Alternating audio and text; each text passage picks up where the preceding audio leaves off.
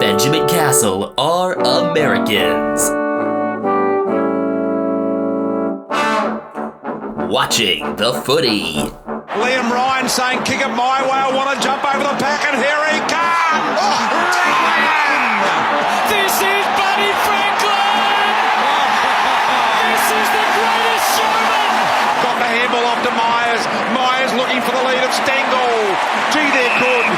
Gee, they're sharp. Razzle dazzle Rioli. Oh, who else? McDonald! Timber! From inside the centre square. Boys kick the goal. Boys kick the goal. From inside the centre. Foul. I can't believe that.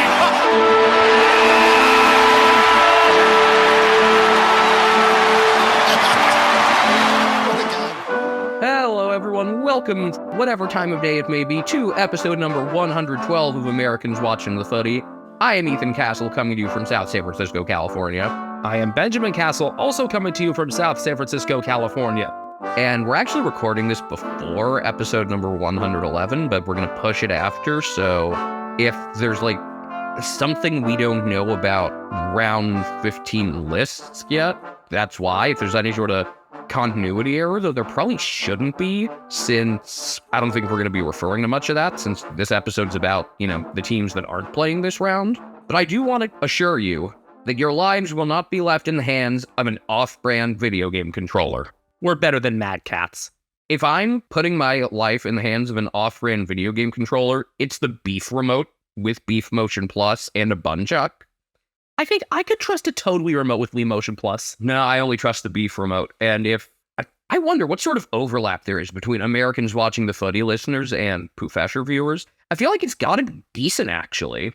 I think I can see it being in the 10% range.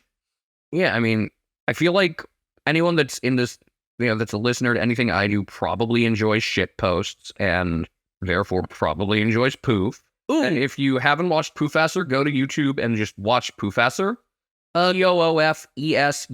He plays video games, and normally people getting really angry at video games isn't that funny, but he's funny. What footy team do you think Duty Dude supports? Queensland FC. I am here for this. I think Sakata's one of my favorite people that I've gotten to learn about and interact with a bit through the footy sphere.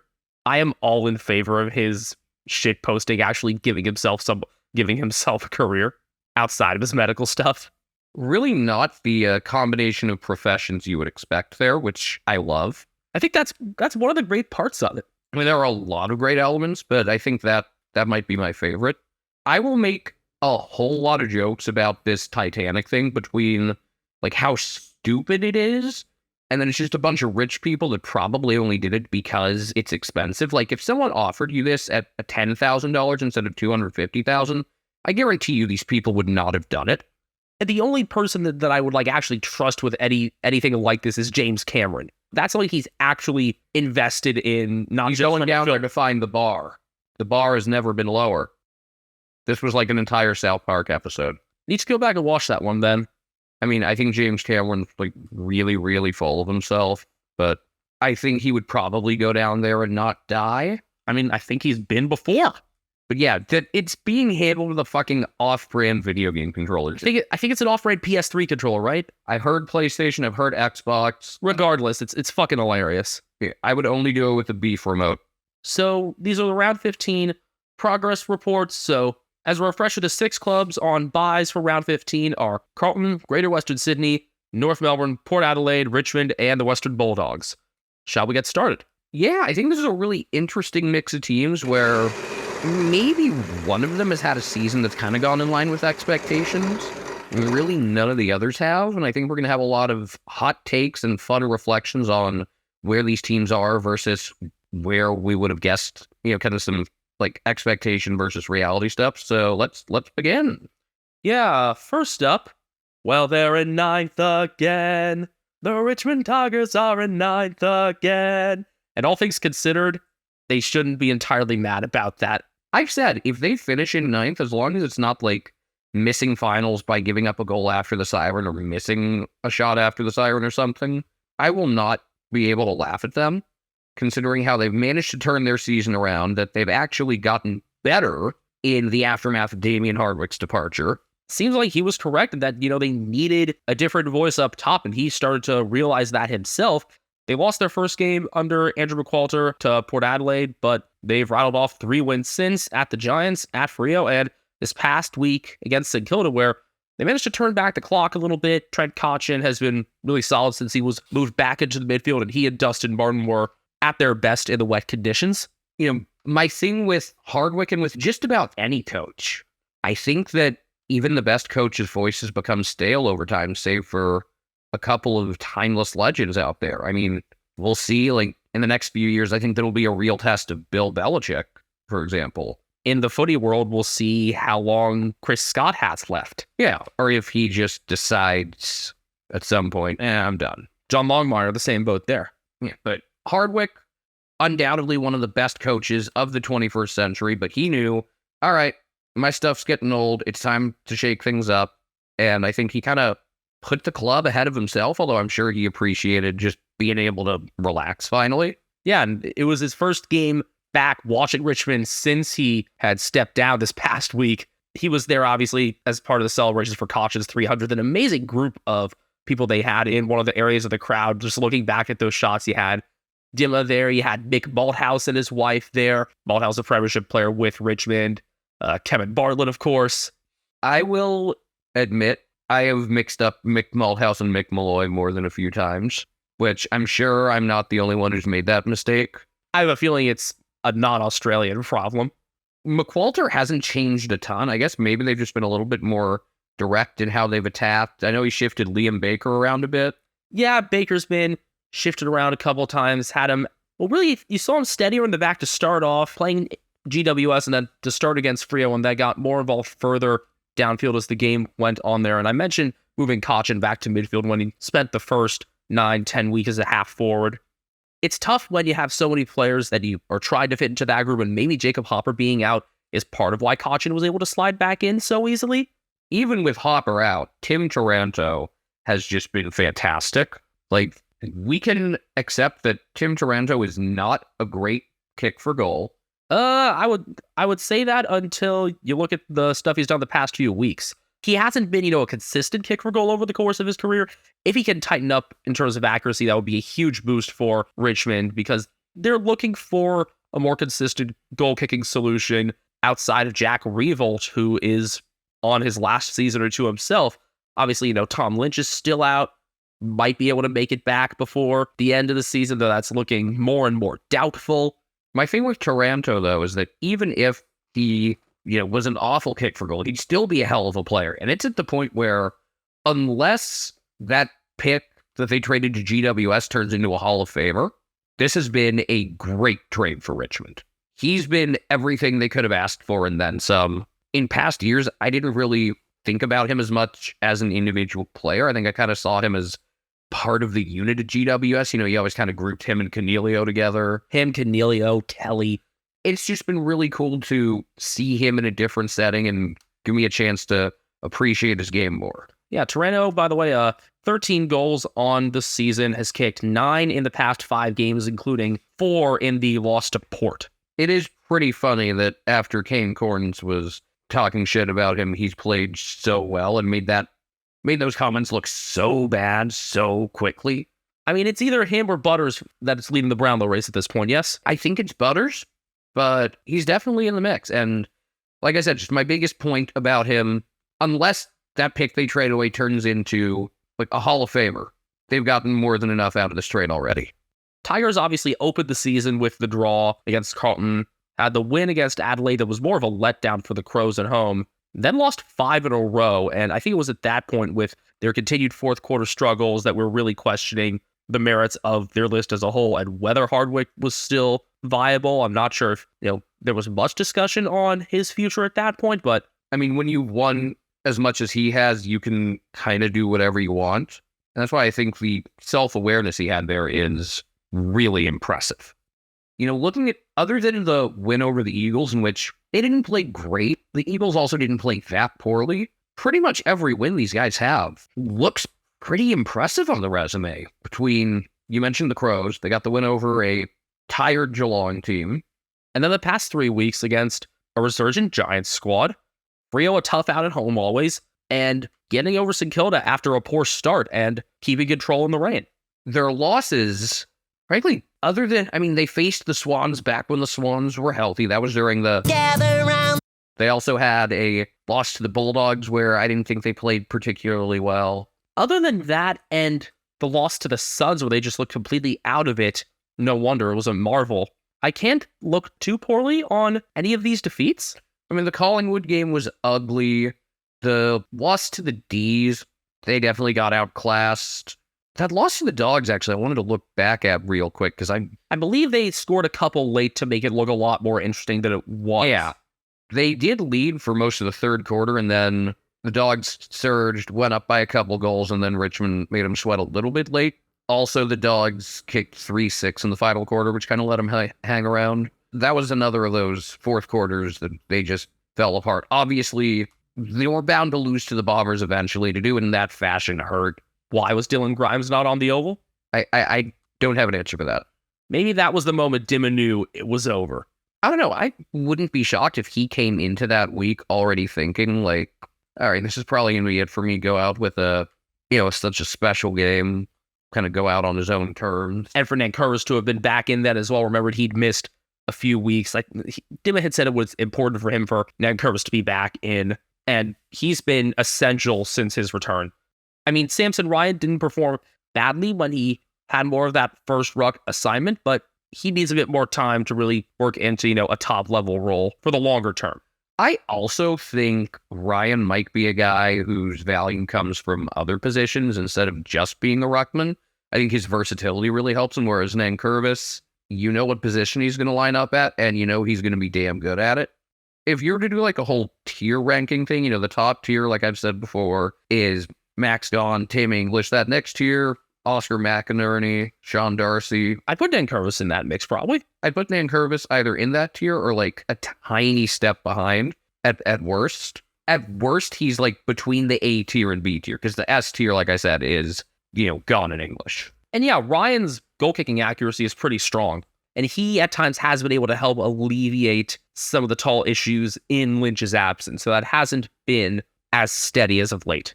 They have missed Tom Lynch a lot less than I would have thought, because Lynch had been playing pretty well. Obviously, Dustin Martin's gotten more forward time in his absence. That's probably been one of the reasons things have worked. But, just my general takeaway is between injuries and players finding roles and coaching transitions and everything else, this is a team that's been in a lot of flux, and that they've been able to stay afloat to the point where finals are not out of the question. I have a lot of respect for that. I think as much as you may not like them, as much as you can hate losing to them, I think even the biggest critics would have to admit they've done a damn good job keeping things afloat this year. And they've done that despite being pretty banged up at times too. Not just Lynch. You're looking at the other pieces they've missed. I thought that having Yvonne Soldo miss so much time would hurt them more. He could return after the bye, as could Noah Cumberland and Jacob Hopper from their calf injuries. And we'll see what the deal is with Marlon Pickett, with the legal matters there. It's defensively where they've had the more damaging injuries. At the start of the year, it was particularly noticeable once Robbie Tarrant went down with a hip injury. Still no clear timeline for him there. Not sure if he'll be playing this season. And Josh Gibcus is yet to play either. He's still 3 to 5 weeks out with his hamstring issue. He had, I believe, an infection setback during the recovery. And that's a shame because I really enjoyed watching him last year, and he was another guy you can put him in a few different spots. Gibcus screamed 22 under 22 for me going into this year, and him being out put Noah Balta under the pump a bit more defensively. Balta struggled a bit, but this past month or so has been in much better form, coinciding with really the rest of the club. They've been successful in a different manner from what they were in their flag years, but we're seeing what makes Richmond such a strong club and why they've been able to, I'd say, despite, a lot of very, very frustrating losses in the last couple of years, go through what could have been a really difficult time very gracefully. They've been able to provide a sense of stability that I don't think most clubs could. Oh, this is great. Just saw this from Swamp. He had posted this on Twitter just a few hours ago. Richmond would be atop the ladder if games ended at 3/4 time. I don't know how much of the playing better fourth quarters can be credited simply to different coach. I haven't seen all that much tactically in fourth quarters that's been that different. I think a lot of it's probably psychological. But I think so far, I mean, they've still got another 9 games, but I think to this point, Andrew McQualter is making a pretty good case for having this job full time. As we did with every club when we were doing our home and away previews at the start of the year, we each picked a sleeper player to focus on and expect to have a more important role this year. Ethan, it was pretty clear who yours would be right away. Yeah, it's Hugo Ralphsmith, who's been, I think he's kind of plateaued a bit from last year. Obviously, there's still a lot of room for him to grow, considering that he's only 21. His speed has made him especially useful in a sub role. He's been a sub 3 times this year, including the last 2 games. He's played 11 games overall.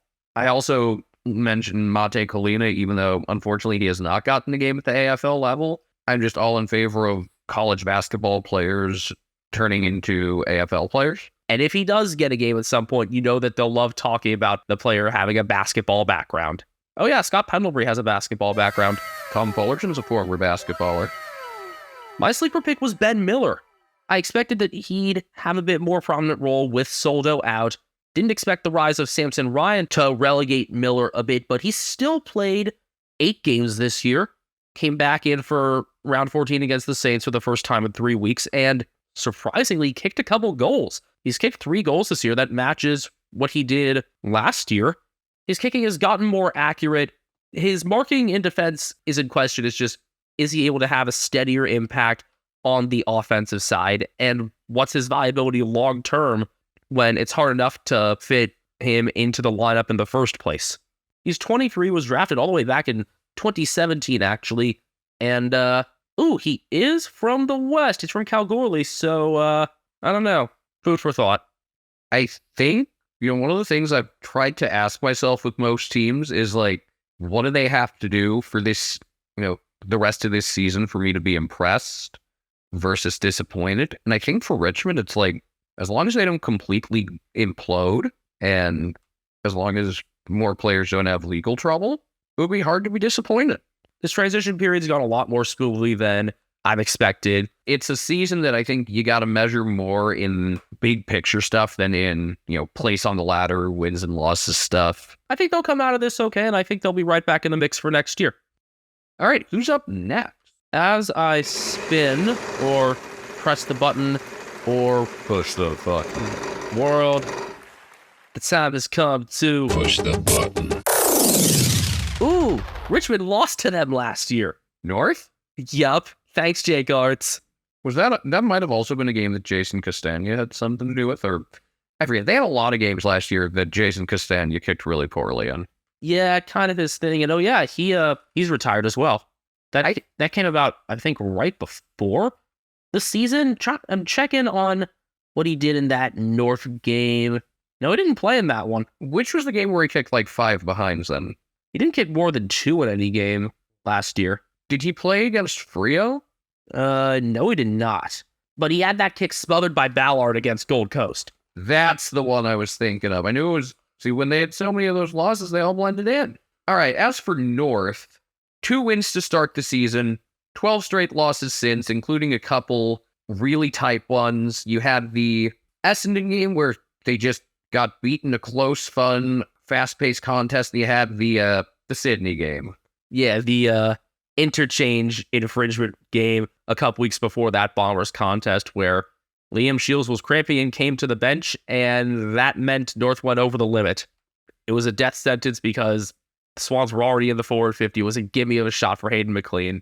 Still, a lot of brightness out of this season for North. You knew it would be a couple years for them at least to get back to a spot where they could make a push for finals, and Brad Ratton has managed to keep this group playing hard, and even though he hasn't gotten a win yet, I can only find myself complimentary of the work that he's done as caretaker. I'm right there with you, which is funny. I didn't know what to think of him as a coach. I never really could figure that one out. And considering that the Saints have been better without him, that doesn't reflect on him all that well. But I think he's done an awesome job just keeping them afloat. They have had some games where they've just gotten absolutely smashed, including against Brisbane in the They got beat up pretty thoroughly at Gold Coast. The D's really gave it to them. I was disappointed in that Gold Coast one because that was Todd Goldstein's 300th. Yeah. And they did not rise to the occasion for that. But they played tighter games as a whole in the past few rounds. Ratton's been the caretaker now for 5 of them. Can't look too poorly on the loss to the Bulldogs this past week. No, they were competitive in that. Against GWS, they were there for a half. Hollywood, they got down big and then got pretty competitive. And that's also been despite the midfield, which has been a strength of their game for the past few years now, not always being healthy. Luke Davies-Uniacke has been dealing with a hamstring injury. Jai Simpkin had been dealing with a broken finger and then got concussed. Hugh Greenwood was out as well. But they've made up for it in the aggregate, and Bailey Scott was really important in that respect. And so was Greenwood. Unfortunately, as a fantasy player, his value really dropped now that Simpkin's back, but their midfield's been fine. I think Tom Powell's starting to establish himself as kind of that number 2 forward option behind Nick Larkey. And by the way, Larkey, who's tied for second at 39 in the Coleman race, that's someone who is at the center of every opponent's game plan. It's not like he has a great supporting cast. Everyone's focused on stopping him, and he's still kicking a shitload of goals. And he's accurate as well. He has some of the highest accuracy when you look at it at shot volume as well this year, which is really impressive. It's like Todd Marshall from last year. He had one really uncharacteristically bad miss against the Dogs, or it might have been against Collingwood. Yeah, it might have been. But that it sticks out as a testament to how good he is. Yeah, that speaks for itself there. He's one of the premier forwards of the competition. He's getting the respect he deserves. I mean, you look at who's in the top 10 of the Coleman race. He's tied for second. Oscar Allen is 8th. And these are guys on the bottom 2 teams of the league. So with all the positives, you might be wondering, why have they only won 2 games? Well, their defense is non-existent, other than maybe Ben Mackay. And it depends on the week for Mackay and what he's also had to do under his identity as Harry, where he also hasn't been great at times. It is nice that he gets a full bye week this week, though. Oh, yeah, just gets to completely rest. Maybe that'll really refresh him there. I hope it does. But Mackay has been inconsistent. Griffin Logue hasn't been as prominent as we thought he might be. There's really nobody to defend an effective small forward, as we saw Cody Wakeman just stick it to him last week with 6, and it could have easily been 7 or 8. Harry Sheasel has played as a defender, but he's more moving the ball out of the back. He's very skilled with the ball. He's just not a stopper defensively. He's a ball-moving defender or an offensive defender, and that's not a bad thing. Sheasel's been awesome. George Wardlaw already looks really good. Yeah, Wardlaw's impressed in the short time he's there. Big body already at his age. Glad he's got the Rising Star nomination as well.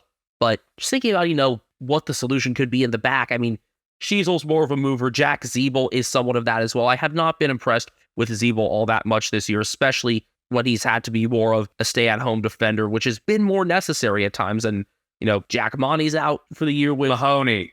Correct. With a shoulder injury. He suffered that in round 9 out of Hobart against Port, so he hasn't been able to factor in there. They've had Todd Goldstein go back and support in defense a number of times, and he's a steady mark, but he's also on the slower side. You mentioned Zeeble. He really hasn't done much as a tackler, for example. He had an octopus last year and a loss to the Saints. This year, he has averaged a little under 2 tackles a game. That's one thing. This team really, other than maybe Wardlaw, I don't really see anyone who's a big tackler. That's something that this team really, really missed. They could use James Rowbottom, for example. He would fit this Kangas team like a glove. I mean, as Lemony Snicket explained, sometimes not all gloves fit. So it's a stupid expression. Point is, he would be think about it. Would silk gloves be good if you're doing gardening? No. Point is, a player like Rowbottom is exactly what North needs, and able to facilitate some of the best midfield work and also be so willing to tackle. Shit, they don't even need Rowbottom to do anything other than tackling. They have enough ball-moving midfielders. Fuck it, Sam Barry? Yeah, just someone who can get on people physically. Maybe even Harry Schoenberg, who just signed an extension for the record. I know you're happy about that. Yeah, but the reason this team gives up so many points, they're thin into the defensive 50, and they can't put up much resistance in the midfield. They're allowing over 100 points a game, just a tick under 103 per game, actually, which I believe is which is second worst in the competition by a pretty significant margin. Obviously, the Eagles are far worse there. For the record, let's see, the Eagles are allowing 119 per game. I don't think nobody else is allowing 100. Looking again at where the offense lies in this team and all the players that have been highlights for us this year for North, none of them are those capable intercepting or tackling defenders, aside from Wardlaw when he's forced into that role a bit. Davies, Uniacke, Simpkin. Greenwood can provide some of the pressure, but hasn't done so consistently. I really like Hugh Greenwood. Oh, I do as well. And I think we've grown a lot more appreciation for him since he's come onto that North list of the past couple years. Maybe once Davies and Uniacke comes back, he can have more of that pressuring role. One of the things that I like about Greenwood, because of his basketball background, Ding. He's 31, but he really doesn't have the wear and tear of a typical 31-year-old. He's played 114 career games, didn't debut until 2017. So I would say he's probably got the body of someone at least a couple of years younger, if not more than that. So he could probably play at a high level far beyond most guys in his age bracket. It's like Brody Majachak on the forward side for Collingwood, being, later into the AFL and still being a really prominent player. One guy that I think could help North on the defensive end when he comes back, hopefully out of the bye, is Josh Goder, who's been recovering from a knee injury. They've just needed something steadier in the back, and if Goder's able to provide a bit more support for Mackay and Logue, I think it could make some of the matchups a bit clearer for them. Look, Aaron Hall, I noticed him with one really good spoil. He is another mover. I'm not accusing him of being, a deliberate stat patter or something. It's just he's got a lot more value in fantasy than he does in actually helping a team win. That's probably not his intention. Just they need defenders that can actually stop guys. If you told me they'd be 2-12 at this point, I wouldn't be shocked. If you had me guess which games their wins were, the Eagles would have been an easy guess. The other one, I probably would have guessed someone like Hawthorn or GWS, not Freo. So it sucks that they've lost 12 straight now. And as long as I want them to win at least one or two more games, and I just really want to make sure that doesn't happen in round 17 when they visit the CATZ. That would be so fucking funny. I could see them beating, I don't know who else, other than Hawthorn or West Coast. They could sneak one out somewhere. They could sneak one out last round against the Suns and totally derail their season, if it hasn't already been derailed. Maybe the Saints. I'm glad we've gone this long without talking about their first meeting with the Saints, because it was so fucking bad, but it needs to be mentioned because it was awful. A game that could have set Footy back 30 years, if not longer. Longer, because football was more high scoring in the 90s, I think. Yeah, fair enough. I mean, this sent us back to dark ages VFL. It was bad. I'm looking at scores right now from 1993. Yeah, the scores back then were on the higher side compared to now. Yeah, much higher. Triple digits were much more common. Actually, North had a game where they put up 229 against the Swans. Wow. Is that a record? Actually, no. Geelong put up 233 once, right? Yeah. And I think that might be second all time. Geelong put up 239 against the Lions in 1992. That would be the record then. Another player that I want to mention in the defensive conversation, someone who I hoped would have been more prominent there, is my sleeper for this year, Flynn Perez, who is a pretty versatile player, listed as a defender, but can get some forward time as well. He only played in rounds 8 and 9. That round 8 game was that awful one against the Saints where he was more prominent. Didn't notice him much against Port. Still got a long way to go. He is only 21. My sleeper is someone who actually has done a pretty nice job defensively. I think he's been one of the few guys that I looked at as someone you'd want to factor into if you're looking at what does this team look like in 3 years, of the guys towards the back, one of the few that you could actually do something with. I've been more impressed with his brother this year, but Miller Bergman has had some pretty quality games. Someone who will actually get in there and fight well in marking contests, spoil a few. Has played in 10 games this year, subbed off against the Giants, subbed on against the Bulldogs, had a high of 6 marks against Freo in round 2 and Sydney in round 10. So when he's been going well, it's been a good sign for the rest of the club, you would say. Yeah, I'd say so. All right, we are going to do one more before we take our break. So let's spin the old spinner button.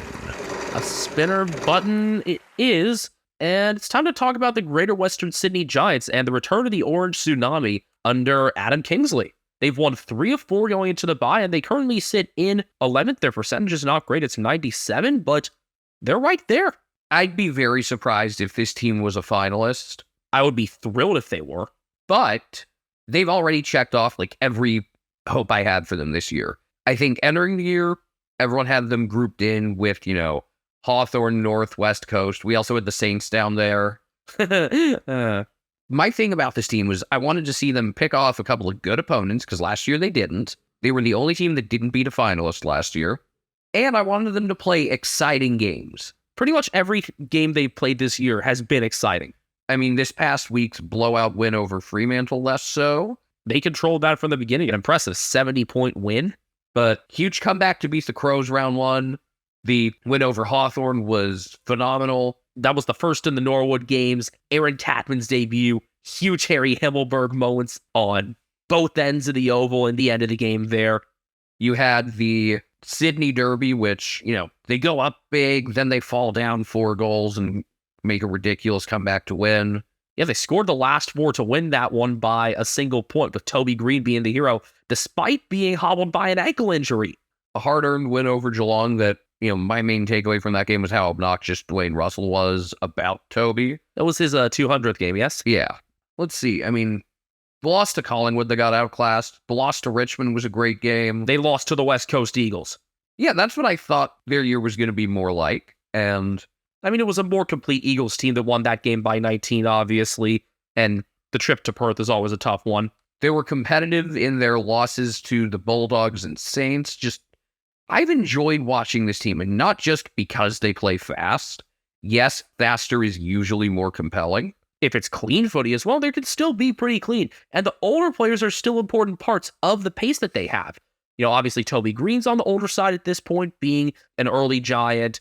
And I'm surprised by the maturity that he's shown as a captain. Yeah, I think we all are.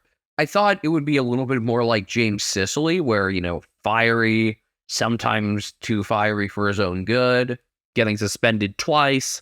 Like, if you had to make a bet at the start of the year as to how many suspensions Toby Green and James Sicily would combine for, 3, right? Probably. And so far they've combined for 2, and Sicily was both of them. And Toby's he's grown into the role really well from everything we've seen. And he's also played a bit further up the ground as well, into more some midfield spots, taking some center bounces on occasion, and I like that role for him.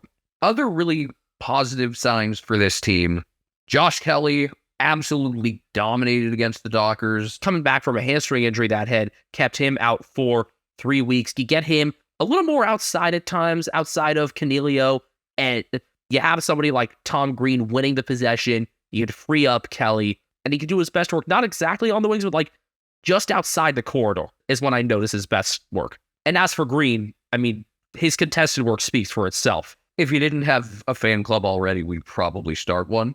Brent Daniels hurt his hamstring, but was really good orchestrating everything in the forward half, kind of like Luke Pedler does for the Crows. Daniels could be ready after the bye, and I love the work that he's done, kind of pairing up with Toby Bedford, with each of them taking a flank into half forward. I was so bummed out when Bedford was out for the start of the year because we'd seen what he'd been able to do with this speed and some of his better goal kicking for the Ds. I'm glad he's in a spot now where he's able to be a prominent piece of the lineup and someone who will play week in and week out. While his odds of winning the flag are obviously lower than they would have been at Melbourne, and I think he could have played himself into an everyday role at Melbourne, the style the Giants play fits Bedford so much better than the style the D's played. This has really worked out perfectly for him. Before this year, I just thought of him as a guy who plays on the wing, and now it's like, this is a guy with game-changing speed. On a team where speed is the game plan, he is going to become one of their most important players if he isn't already. Defensively, this team has not been great, which has had something to do with injuries to Sam Taylor, Phil Davis, Nick Haynes. Isaac Cumming, he remains out with a calf injury. He could be ready out of the bye. We'll see about Davis and his calf, whether or not he'll be able to play in a week or two. Taylor came back last week and did a nice job on Jai Amos. You could tell that he was out. Hot take. I know a couple of years ago, we all fell in love with Alir's game. I think Sam Taylor is just as good, if not better. Yeah. It's just that Alir, did it with a new club that was in a top 4 spot. That's the difference. Taylor got the respect he deserved last year. Best and fairest, all Australian. You have him there steadily coming back in. That's going to sound funny. Coming. Himmelberg spending more time in the back, which Kingsley says he's going to stick with. These defensive ranks should definitely look more complete over the final 2 months or so of the season. As I talked about during the round recap, I think Finn Callahan has kind of cemented himself as a 22 under 22 already. Callahan was the Rising Star nominee following a 26 disposal 10 mark performance in Sydney Derby 25. We'd already noticed the good work he'd done before that, building off the start that he had in the 5 games of his debut season, but is averaging over 20 disposals at 5 marks a game. Don't think of him as necessarily being the fastest player in the group, but consistent and an effective kick. Between Callahan, 21-year-old Lockie Ash, and 20-year-old Ryan Anglin, who was just the sub this past week, the future here is really bright if they can keep this core together and keep guys from wanting to leave to go back to Victoria or wherever else they're from, which I don't think it should be that hard to do. I mean, I would hope that Kingsley being there, having kind of a new playing group along with a new coach, I think that should go hand in hand and allow them to develop together. So I'm glad they made the change when they did. And they also have an additional first-round pick next year. I think this trade could end up being a super-duper win-win because, like we said earlier, Richmond's already kind of won their end of it. All right, time to talk about our sleeper picks, I guess. Mine hasn't gotten the game at the AFL level yet, but I had to pick him because of Milk. Jason Gilby. I think he was concussed at one point. I know he likes going fishing based off of his Instagram. I hope he manages to get a game soon. That's really all I have to say about him. Has played 7 VFL games, averaging around 18, 19 disposals. Hasn't found the scoreboard much yet. I mean, he's a defender, so that makes sense. You've seen him as a defender, as a bit of getting some center line time as well. The VFL Giants, by the way, are 7-4. My sleeper pick played 2 games this year and got lit up in both of them. Not that he played poorly, it's just Jacob Ware got clobbered in both of them. Earned the best young player recognition for the Giants last year, playing 10 games, averaging 12 disposals and around 4 marks. Started well, but just got hurt. Hopefully he should be back from his shoulder injury pretty soon. He could be ready out of the bye. Most of the guys who have been injured, I'm impressed with how the team's been able to pick up because they've missed some key guys for a lot of games. Missing Daniels for a bit, missing Kelly for a few. This is a team that I trust them to go, 30 to 33, 34 guys deep on the list, which it's one of the reasons I'm excited about what the next couple of years are like for them. Oh yeah, Braden Bruce hasn't played this year. Back injury. And I think they found a ruck solution. Kieran Briggs has been awesome. Matt Flynn played the first 9 rounds, then Briggs came in, and I think he's got a stranglehold on that spot now. Briggs also yet to turn 24, so could be doing this for a while. An academy product, just the second Western Sydney product drafted by the club back in the 2018 draft with pick 34. He looked really raw in his games the past couple years. I think Shane Mumford must have done some phenomenal work with him this offseason because not only is he getting a good amount of hitouts and getting him to advantage, he's taking contest on the ground really well. I'm surprised at how solid he is below his knees being able to get tackles and clearances. When you're a slower player on a team that's about speed, you need to be able to win the ball and get it to the faster parts of the ground, and Briggs has been able to do that. Assuming guys stay healthy, we could have some really fun matchups for him in the next few weeks, coming out of the bye, going up to Alice Springs, facing Max Gawn and Brody Grundy. A couple weeks after that, Riley O'Brien, Jared Witts, Tim English. That's going to be fun. He'll be tested, and he'll be better for it. I think we'll have a good perception of really where he is after that. I think we'll have a good perception of the whole club at the end of this year, if we don't already. I think it's a pretty positive one overall. And a reasonably difficult schedule to end the season. You got 5 teams that are currently in the 8. It's a year where we're learning a lot about the Giants, and I'm genuinely excited to tune into every single game they play. You know, Benjamin, 78% of our listeners are between 18 and 35 years old, so they probably want to start a podcast like we did. How do you know that number, Ethan? Thanks to the analytics we have for Spotify for Podcasters. Formerly known as Anchor, sorry Frio fans, Spotify for Podcasters has tools that allow you to record and edit your podcast from your phone or your computer. No fancy software needed. It's so easy you can edit it while drunk. And Spotify for Podcasters doesn't just allow you to upload to Spotify, you can also distribute your podcast on platforms like Apple, Stitcher, and more, just like we do. Best of all, it's completely free. Not only is it free, you can even make money from listener support or ad revenue. Hint, hint. Download the Spotify for Podcasters app or go to podcasters.spotify.com to get started today. A reminder that you can follow us on Twitter and YouTube at Americans Footy. You can follow us personally. I am at Benjamin HK01. I am at Castle Media. Brian Harambe is on Instagram at CatNameBrian. And I think I'm hearing him coming downstairs, so he may want back in here soon. In fact, he's coming back in now. 3 teams to go. Let's do the randomization thing again. The button, wheel, whatever. Yeah, well, there's a wheel sound effect. Do I need to have a bell sound effect as well? I'm not sure what for. Well, for the Bulldogs. Ooh. I was going to say also just play the anime WoW sound again. The Bulldogs have had a very streaky season. They lost 2 in a row, then won 7 of 8, then lost 3 in a row before beating North heading into the bye. They sit in 7th on the ladder at 8-6 with a percentage just under 103. It's been interesting how their season's gone from round 3 up through, I'd say, round 10. I was pretty impressed with their defense. And then for the next 3 rounds, really disappointed in it. And even against North, things didn't go as poorly as I thought they could have, but losing Liam Jones for almost the entirety of the season, I think, is pretty significant. Even though teams had started to figure Jones out, or more figure out how the Dogs were utilizing him, the thing with Liam Jones is they would really put him at the back. They'd put him pretty much in the goal square and take out that deepest target. And So- he was like center fullback rather than center halfback. So what teams started doing to counter that was just kick shorter, and maybe you wouldn't get quite as many surefire goals, but you get more opportunities in general and get intercepted less frequently. You'd still get good quality shots. You can still look for shorter options after that. But the problems with their defensive performances have coincided with a number of injuries, Jones being just one of them, probably the most relevant. He broke his radius in 2 places when Paul Kurz kicked it. Surprised, again, that there was no Kicking in Danger paid for that at all. Kicking in Danger, another song recorded by the Barrackville Singers, by the way. But it's not just Jones. Ed Richards still is a couple weeks on the sideline with his hamstring injury that he suffered against Geelong. The game turned once he left that one. I mean, it may have started to turn already, but once he was out, you could really notice a change in how the Cats were attacking. Hayden Crozier's out, 8 to 10 weeks with a hamstring injury. Tim O'Brien injured his in the second quarter last week. It's 6 to 8 weeks for that. So their depth's going to be tested again.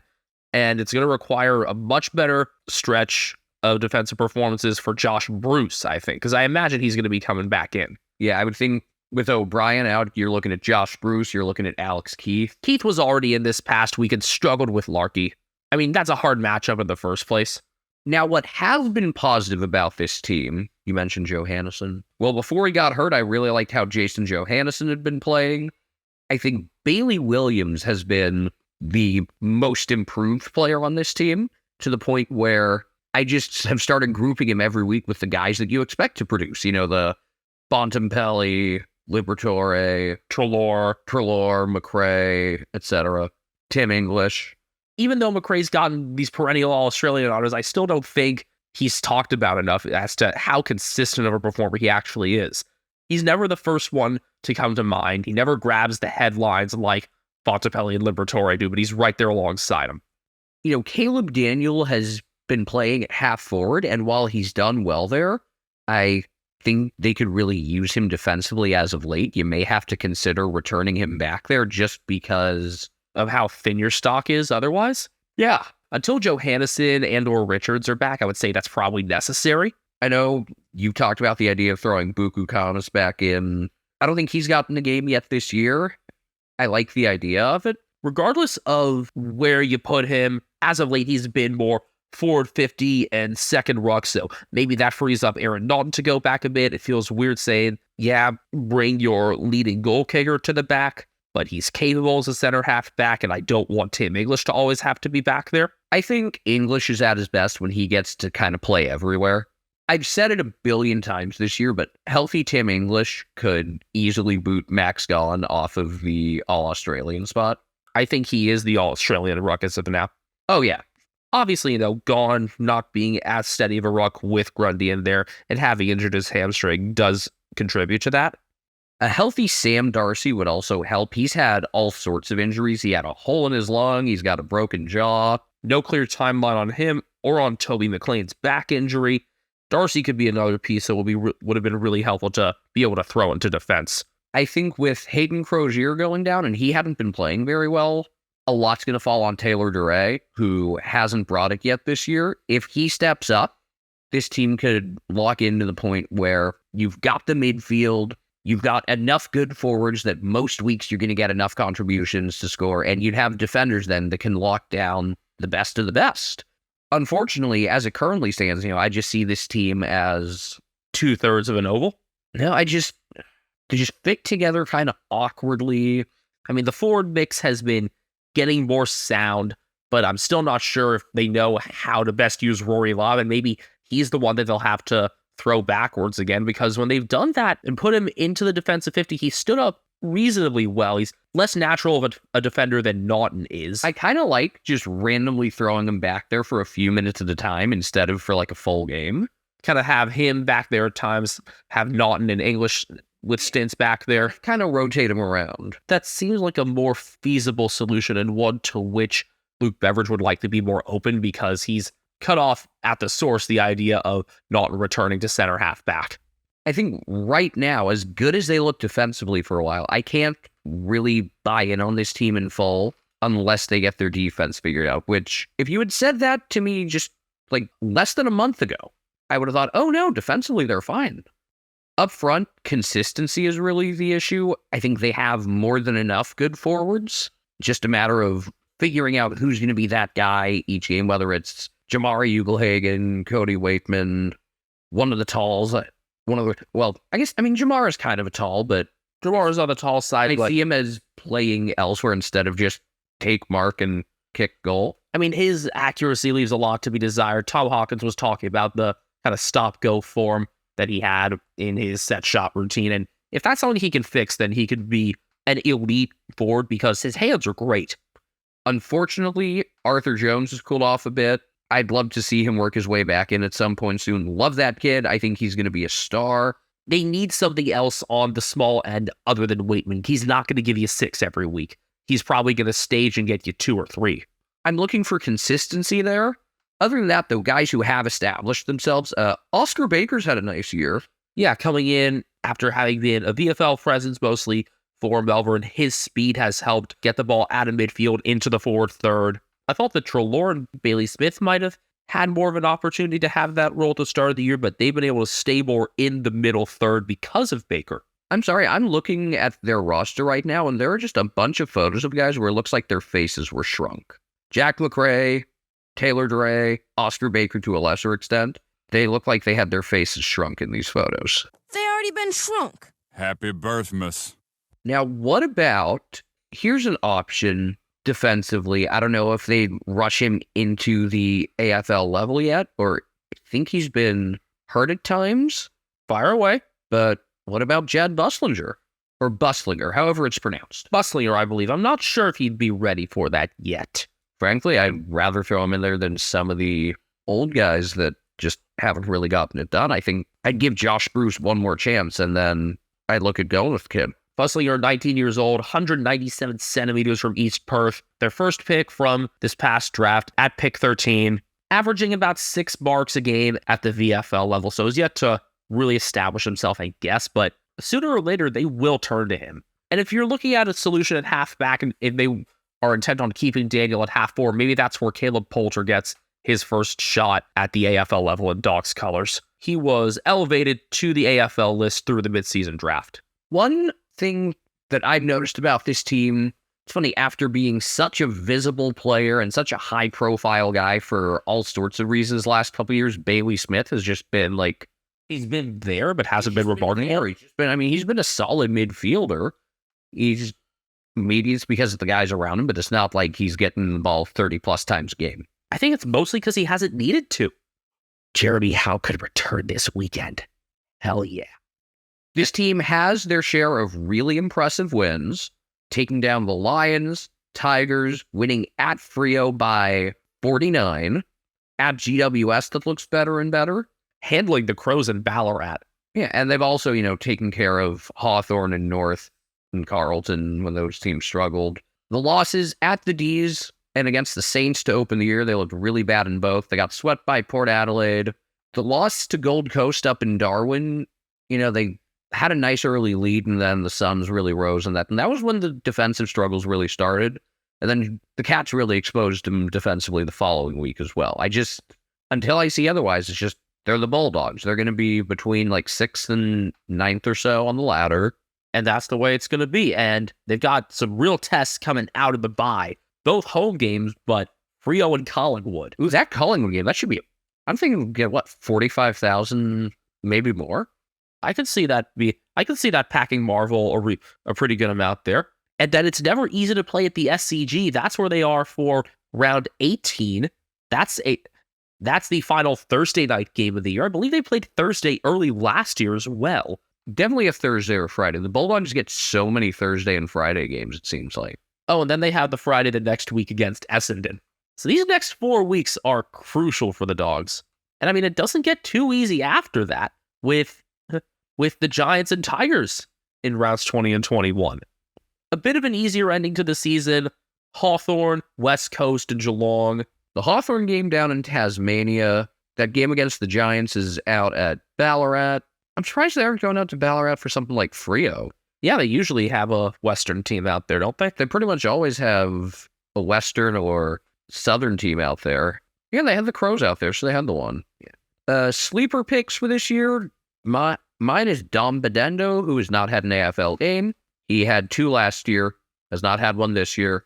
He is returning from a groin injury soon, but I really haven't heard his name even close to selection.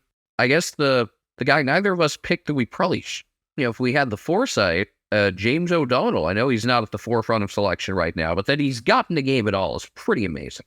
He was signed during the season, so can't blame us for not thinking about him right away. My sleeper hasn't done a whole lot this year. It's one of their father-son players, Riley West. Gotten 3 games in, minimal impact round 2 against the Saints, then scored 1 goal against Port and played last week as well. Hasn't been getting the ball as much as he did last year when he played 13 games. It was the unused sub for another. It was that game against Hawthorn in round 15 last year where we really took notice of him. We haven't been fishing for as many, surprising depth performances this year because they've looked a deeper outfit as a whole in the forward 2/3 of the ground. And again, Williams has just rounded them out. He's added an extra dimension that wasn't there before. Williams already with a career high in goals with 9, averaging about 18 disposals a game. He and Baker have rounded them out around half forward. So 2 clubs left. I guess you could say they had opposite seasons where one of them started hot and then went really cold, and another started cold and then went really hot. We'll talk about the latter of those right now, with ladder leading Port Adelaide, 12-2 on a club record 11-game win streak. And what's their percentage, Ethan? Is it? Oh, it's 119. Yup, 119.3. The number is inescapable. They pounded Brisbane to start the year, got trounced by Collingwood, had a disappointing and rare home showdown loss to the Crows, and at that point, there were a lot of questions about Ken Hinckley that I think were largely warranted. We had been asking a lot of those the year before, and they just haven't lost since then. A big part of that has been Jason Horne-Francis really finding his niche within the midfield group. It's a new midfield trio with him, Connor Rosie, and Zach Butters. Yeah, and Zach Butters elevating himself to Brownlow contender form. Out of the 3 of those, I would have expected it to have been Rosie. after his All-Australian campaign last year. And he's in that conversation for this year, at least for the 44-man squad. But Butters has taken over the league. He's always attacked the ball really well and had Rosie running alongside him. Now there are more players that are able to connect with him off of clearances. They're one of the most dominant center clearance teams, and they're the top corridor use team in the competition, and all of that plays to Butters' strengths. And he's got good finishing ability too. And that young midfield group has also opened up different looks for their older guard in Ollie Wines and Travis Boak. Wines has still been one of their stronger contested players, but he's been able to move to half forward at times. Boak has looked rejuvenated as a wing. They've done all this with Tom Jonas not even getting selected, by the way. Ryan Burton hasn't been able to crack the six in recent weeks either. And we've had so many questions about their back six, and we still do. So for them to not be able to even fit those guys in, even with Tom Clurey out injured, he's got a back injury that still puts him 2 to 4 weeks out. The biggest reason is how good Dan Houston's been. I mean, Houston's a pretty different player from Clurey, but I guess you could make that argument. That's been the biggest reason that they've been so good defensively and haven't needed to make changes. I mean, another solid year out of Alir has helped him. He hasn't really bulked up, and he's been able to stand up to bigger players in marking contests this year. That's an area where I thought Clurey was going to be particularly useful. And then, yeah, in moving it out of the back, that's where Houston excels. We knew that he'd be capable of that. Kane Farrell's able to do that as well. Dylan Williams has been more prominent in terms of halfback play than Farrell this year as well, but Houston's kicking accuracy and his ability to accelerate up the ground makes him one of the most dynamic players in the competition, and he might be that guy for Port. It's that if the ball gets into his hand, good things will happen. We like identifying those players as how we think of Nick Blakey for the Swans. We thought of Brad Close like that last year for Geelong. I think Houston might be that guy for Port. I think to a lesser extent, Willem Drew as well. That big run in the third quarter last week against the Cats, he was such a huge part of. Drew had been known prior to this year as a tagger and still does good tagging work. Very active tackler. He's had 3 octopuses this year, 10 tackles against Adelaide, West Coast, and Melbourne round 10. That was one of his most impressive games, and one of the team's most impressive, being able to grind out that 4-point win at home on Friday night, and coming back to win that game, plus 15 points in the fourth quarter.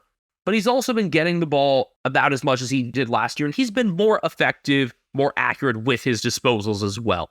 So they've had their share of tight wins, good road win over the Saints, obviously the win over the Swans with Alir saving the day at the goal line. That's kind of the defining moment of their season at this point. The fact that it was Alir at the SCG as well makes that moment all the more of a, headline wow moment. And you called it. I'm not sure if you remember, but you called it. You called that we'd have a missed shot after the siren. Well, it wasn't a miss, but, an after the siren shot that doesn't result in a win. And not like, a really unrealistic long one. Yeah, not like Dion Prestia against the Swans last year. What would you consider to be a success versus a disappointment? It's funny because, I think they were a trendy pick to get back into the 8 after last year, but I don't think most people would have expected them to be this good. At this point, I need to see him get over the hump and make a grand final. Ken Hinckley has coached the most games in VFL AFL history without making a grand final. I'm not going to go as far as say they have to make a grand final within the next 2 years. If they have a home prelim, they better win it. They will have a home prelim. If they have a road prelim, I wouldn't be so bothered if they lost. If they do anything less than make a prelim, or if they lose a home prelim, I'm disappointed. Having said that, Hinckley will have his job. The board loves him, the president, the CEO loves him, the players love him clearly. His relationship with Horn Francis is really solid. After the performance he had in the rain against the Bulldogs, the vision from that was great, the conversation they had. And it's something that Horn Francis certainly did not have at North. So if he can have that sort of relationship with players all over the age range on the list, then that's a really good sign that they're bought in. I'm still questioning if their back six is going to be able to hold up when push comes to shove in September, though. I think it can. The other thing that's been so entertaining about this club is how their forward group has come together. Mitch Georgiadis was a non-factor and then got hurt, tore his ACL and may not play for the Power again. may look to go back home to the West. Todd Marshall's been good, but not amazing. He's had some weeks where he's just locked in, but I love the way Jeremy Finlayson has kind of helped the whole forward group come together. And it's funny because he's not the most accurate kick typically. He's kicked 28-18 this year. There was that game against North where he kicked 3-5 and was really frustrating. Kicked 5-2 against Hawthorn. But he just opens up so much that in turn is there for Dixon, is there for Marshall, is there for Junior Rioli when he's been in the lineup. Ollie Lord when he was in over Dixon when Dixon was hurt. And Dixon was a non-factor last week. Sam DeConing kept him goalless. And Finlayson and Marshall rose to the occasion. Remember, Marshall's been concussed a couple times this year as well. So the forward depth has been tested a bit, and Finlayson and Lord have been the two most impressive on the taller forward side for me. Also want to note the work that Sam Powell-Pepper does, especially on ground balls. On the shorter side forwards, I mean, he's not super short, but he's not a key guy. Powell-Pepper is, how tall is he? 6'2". For some reason, he plays shorter and he lays low to the ground. I think that's it, yeah. You always see him scrapping for balls, scrapping for loose balls and stuff. And if you looked at when Port played well last week and when he played well, there was pretty much, they're the same picture. My sleeper has not played at the AFL level this year, and that initially surprised me. It's purple, Sam Hayes. He played 7 games last year, rounds 5 through 11. That was right after Scott Lysette had gotten injured, separated his shoulder, didn't play again.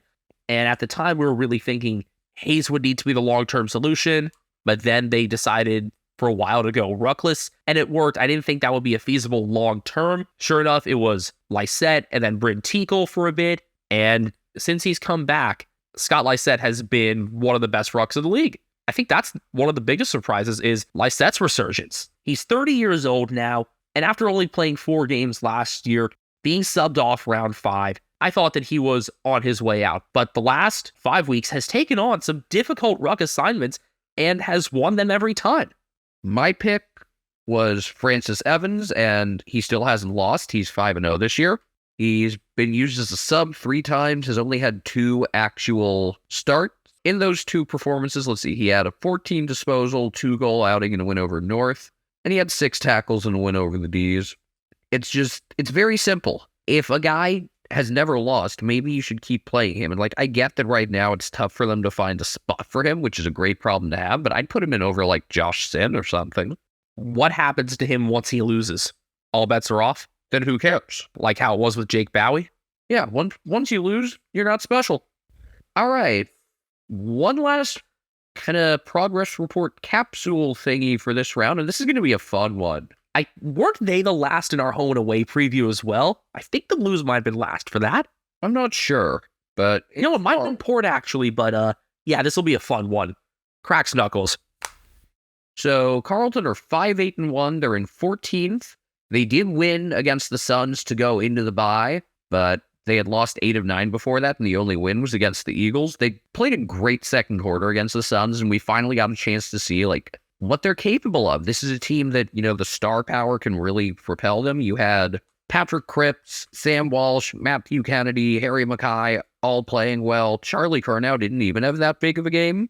Mackay getting back into better goal-kicking form, kicking 3 straight, stuck with me as the most impactful thing, even though Cripps kicked 3 straight as well and played maybe the best game of the year. We had so much doubt about whether he had been playing hurt. We've talked about this team's defensive issues, which, they haven't had many consistent performances this year outside of Jacob Wiedering. Adam Sott has not been as consistent.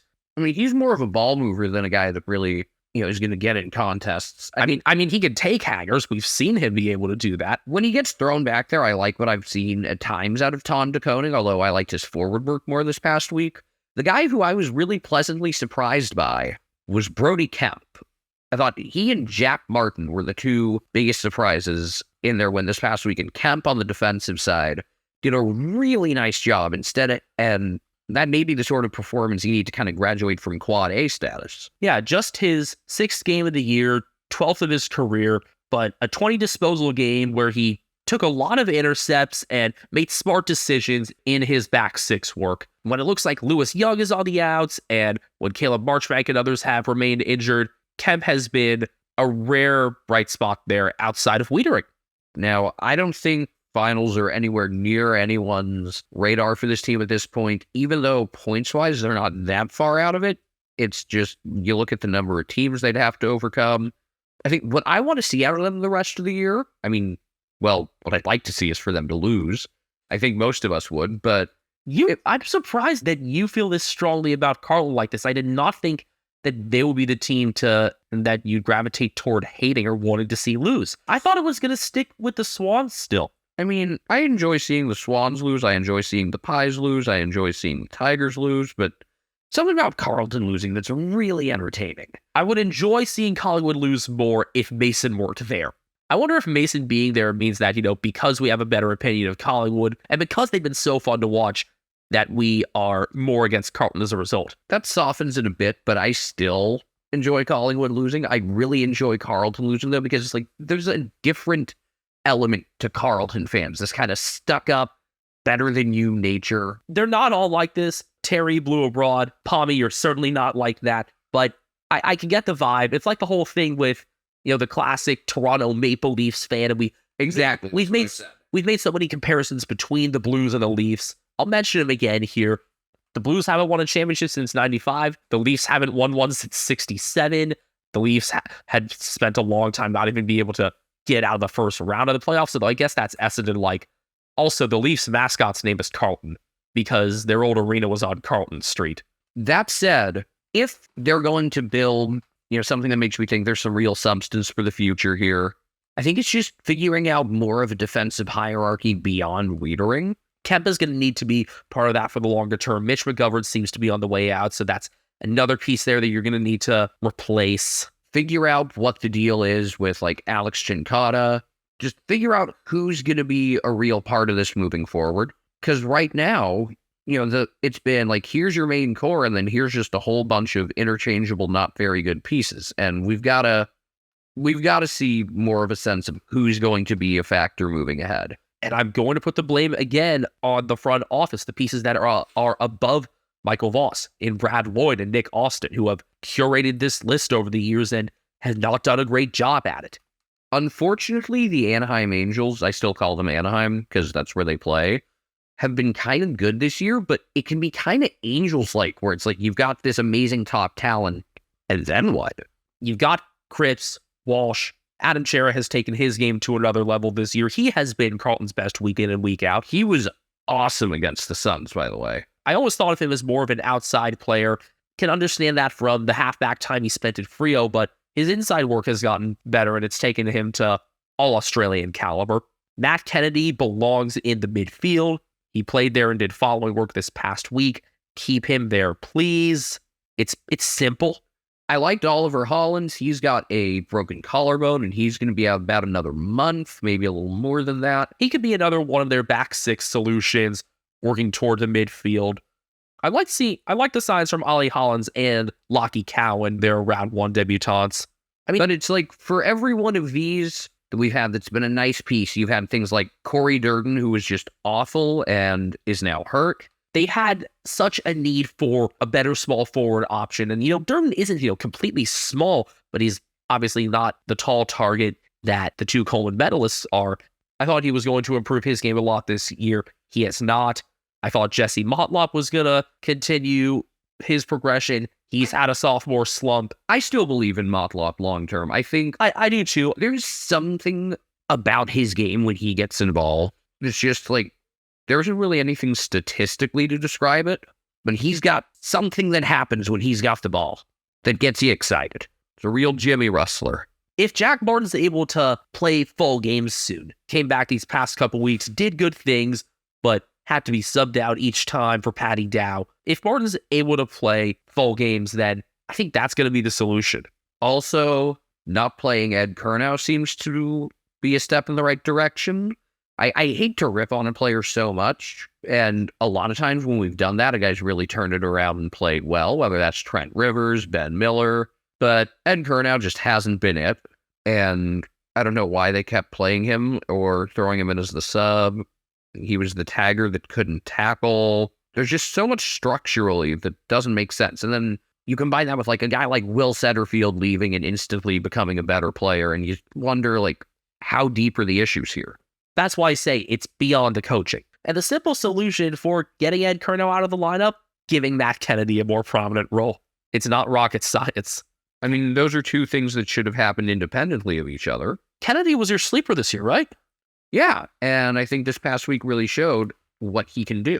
I mean, I'd understood Kennedy's role already. I think it's just that he has always been behind Cripps, Walsh, now Chera. Already an 8th-year player, but just his 90th game, has dealt with a number of injuries over the years. Was brought on as a sub twice against the Eagles and the Lions. Has averaged just under 21 disposals in the 10 games where he's been in the 22. And he really rounds out their midfield, can help with some of the pressure as well. Good for a few tackles a game, and they tend to be pretty impactful. My sleeper is someone who's currently injured. Hello, Newman. Nick Newman says, hello, Jerry. He's dealing with a hamstring injury. He's between 1 and 3 weeks out.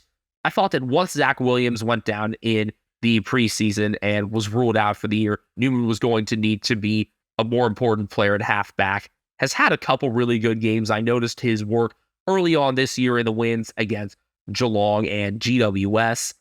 Better against the Dogs, and this past week against the Suns before he got hurt. So he's another one of those players where it took a while for him to make his AFL debut.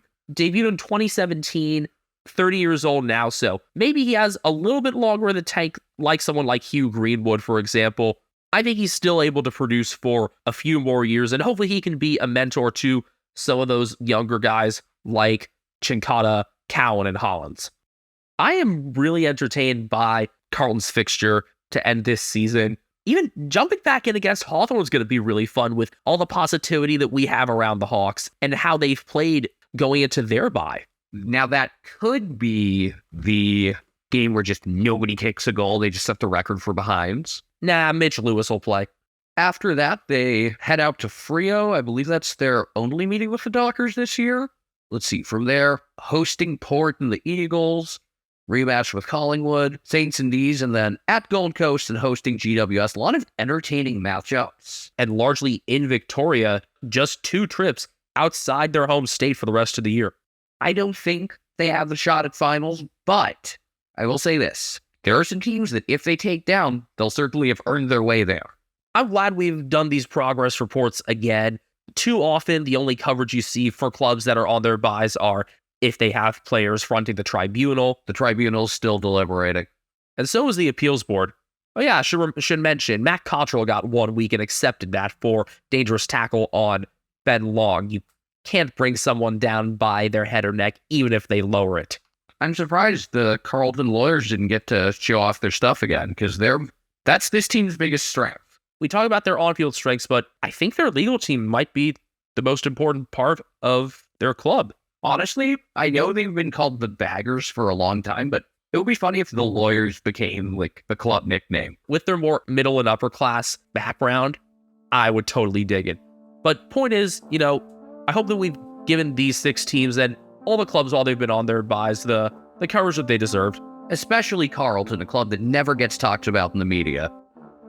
So as this will be the 112th episode, this will be out after the round preview. The next time we'll be coming to you will be the round 15 recap, by which point I'll be in New York. And will you actually be in New York? Yes. Concrete Jungle, Wet Dream Tomato. What borough are you staying in? First couple days, Bronx. It'll be Manhattan when we're recording. Good stuff. I'm sure that Ethan will post some good travel photos on his Twitter account at Castle Media. I am at BenjaminHK01 on Twitter. Brian Harambe is on Instagram. He is also sleeping right next to me. Together, we are on Twitter and YouTube at Americans Footy. Well, you better get packed and get to New York in a timely manner so that you can potentially meet the king of New York, World of T-shirts.